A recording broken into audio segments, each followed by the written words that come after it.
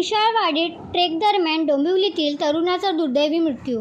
उष्माघात अथवा हृदयविकाराचा प्राथमिक अंदाज. मित्रांसह ट्रेकसाठी आला होता युवक.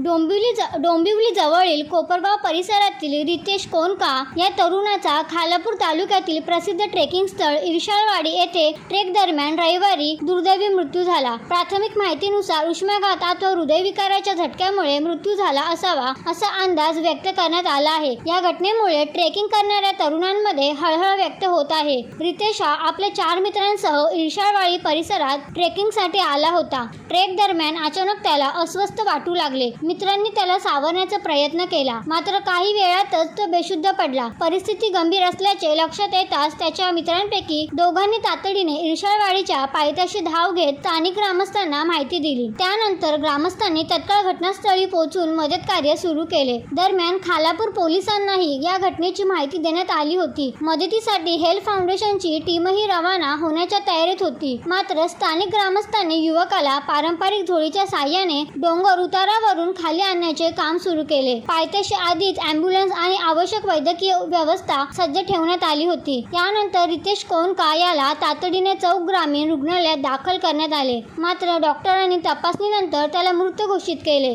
प्राथमिक माहितीनुसार उष्माघात किंवा हृदयविकाराच्या झटक्यामुळे मृत्यू झाला असावा असा अंदाज डॉक्टरांनी व्यक्त केला असून शवविच्छेदन अहवालानंतर मृत्यूचे नेमके कारण स्पष्ट होणार आहे.